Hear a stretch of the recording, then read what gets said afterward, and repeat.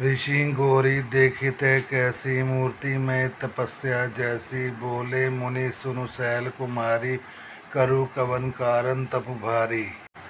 ऋषियों ने वहां जाकर पार्वती जी को कैसी देखा, मानो मूर्तिमान तपस्या ही हो। मुनि बोले, हे शैल कुमारी सुनो, तुम किस लिए इतना कठोर तप कर रही हो।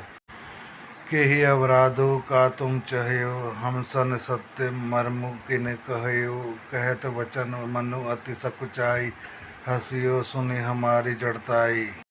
तुम किसकी आराधना करती हो और क्या चाहती हो, हमसे अपना सच्चा वेद क्यों नहीं कहती। पार्वती जी ने कहा, बात कहते मन बहुत सकुचाता है, आप लोग मेरी मूर्खता सुनकर हंसेंगे।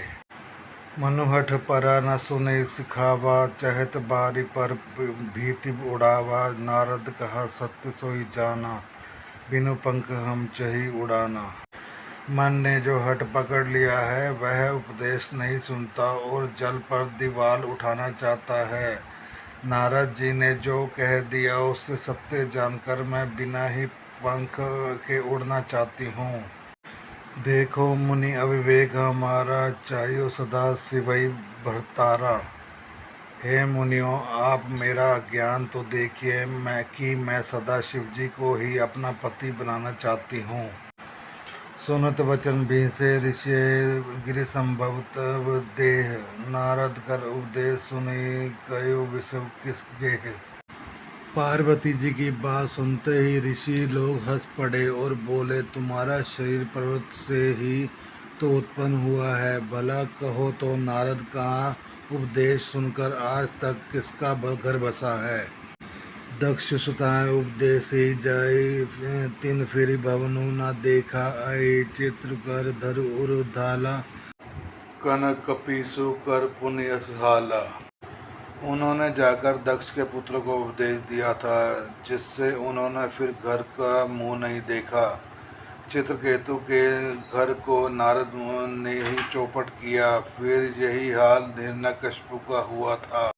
नारद सीख जे सुनी नर नारी, अब सी होई तजी भवन भिखारी। मन कपटी तन सज्जन चीना, आप सरिस सभी चकीना।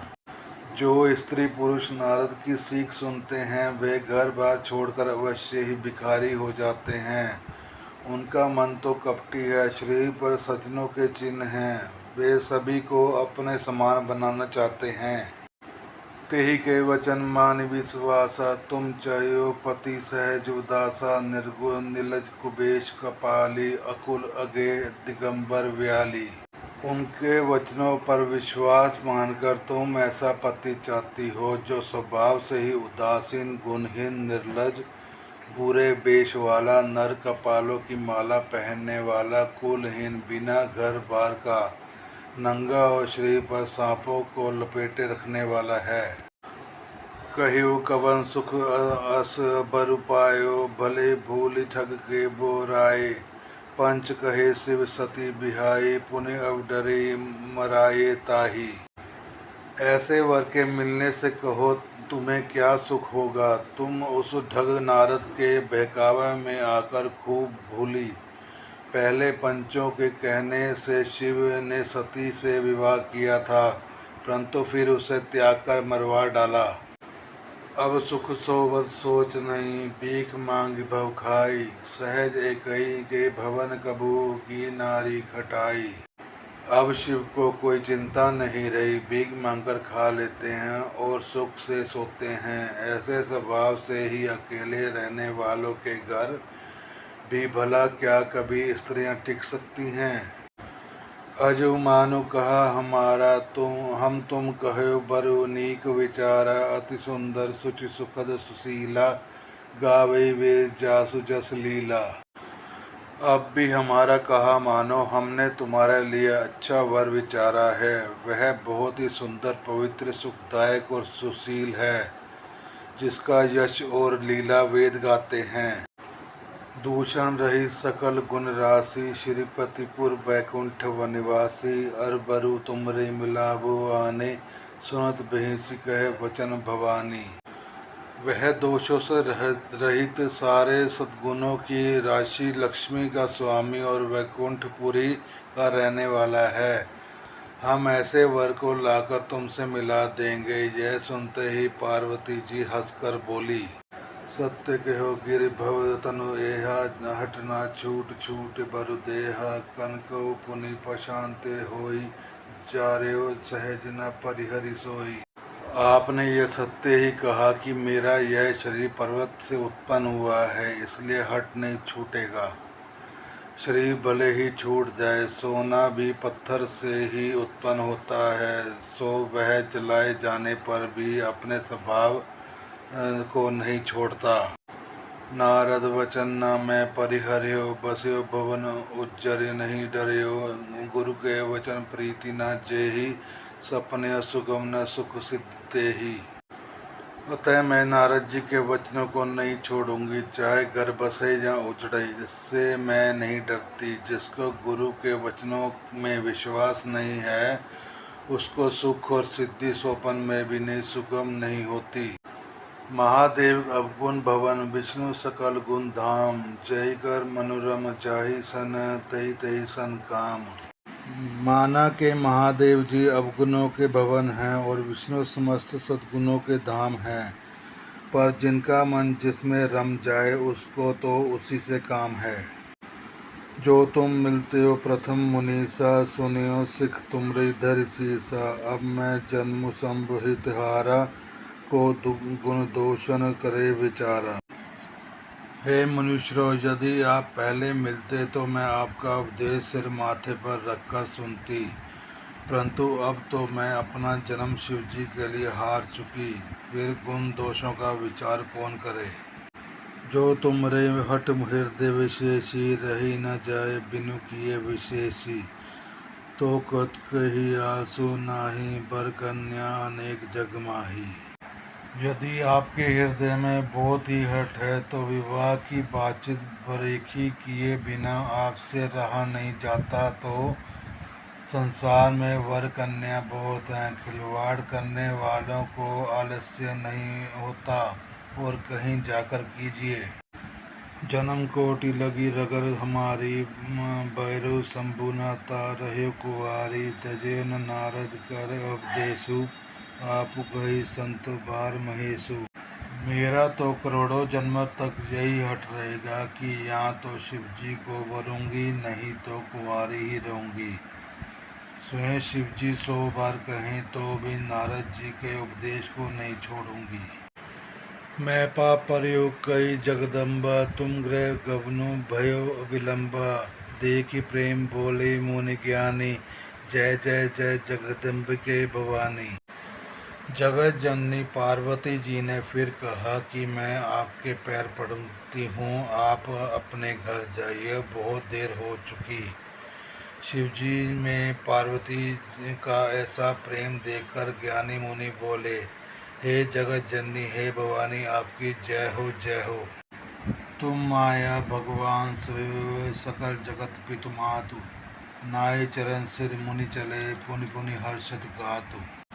आप माया हैं और शिव जी भगवान हैं, आप दोनों समस्त जगत के माता पिता हैं। यह कहकर मुनि पार्वती जी के चरण में सिर नवाकर चल दिए। उनके शरीर बार बार पुलकित हो रहे थे। जय मुनि हेवंतु पठाए, करि बिनती गिर जय घर ले आए, बहुरी सप्त ऋषि शिव पही जाई, कथा उमा के सकल सुनाई। मुनियों ने जाकर हिमवान को पार्वती जी के पास भेजा और वे विनती करके उनको घर ले आए। फिर सप्तऋषियों ने शिव जी के पास जाकर उनको पार्वती जी की सारी कथा सुनाई।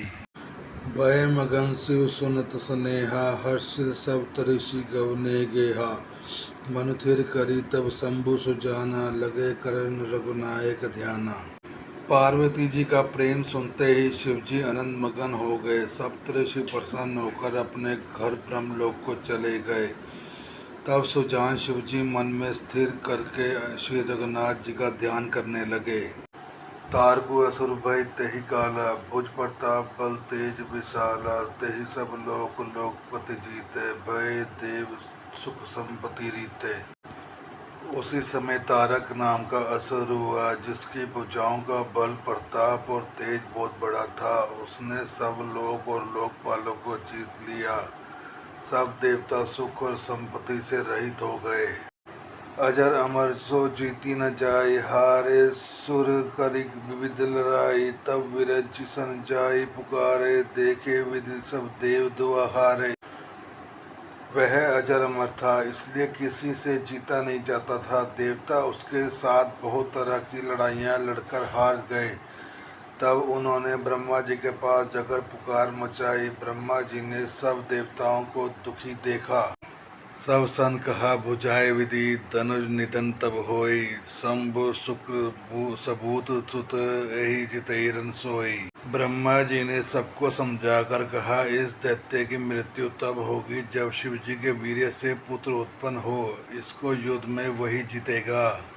मोर कहा सुनि करो उपाय, होई ईश्वर करी सहाय। सती जो तजी दक्ष मख देहा, जन्मे जाय हिमाचल गेहा। मेरी बात सुनकर उपाय करो, ईश्वर सहायता करेंगे और काम हो जाएगा। सती जी ने तो दक्ष के यज्ञ में देह त्याग किया था। उन्होंने अब हिमाचल के घर जाकर जन्म लिया है। तेहि तो पुकीन शंभुपति लागी, शिव समाधि बैठे सबु त्यागी। जद्यपि यह असमंजस भारी, तद्यपि बात एक सुनो हमारी। उन्होंने शिवजी को पति बनाने के लिए तप किया है। इधर शिवजी सब छोड़ छाड़ कर समाधि लगा बैठे हैं। यद्यपि हे तो बड़े असमंजस की बात, तथापि मेरी एक बात सुनो। पटवो काम जाय सिपाही, करे क्षोभ शंकर मन माही। तब हम जाय से हुई सिरनाई, करवाओ विवाह बरियाई। तुम जाकर कामदेव को शिवजी के पास भेजो, वह शिवजी के मन में क्षोभ उत्पन्न करे, उनकी समाधि भंग करे। तब हम जाकर शिवजी के चरणों में सिर रख देंगे और जबरदस्ती उन्हें राजी करके विवाह करा देंगे। ए विधि भले देवहित होई, मत अति नीक करियो सब कोई। स्तुति सुरह कीन अति हेतु, प्रगट्यो विषव भान जिसकेतु। इस प्रकार से भले ही देवताओं का हित हो और तो कोई उपाय नहीं। सबने कहा यह सम्मति बहुत अच्छी है। फिर देवताओं ने बड़े प्रेम से स्तुति की। तब विषय 5 बाण धारण करने वाला और मछली के चिन्ह ध्वजा वाला कामदेव प्रकट हुआ।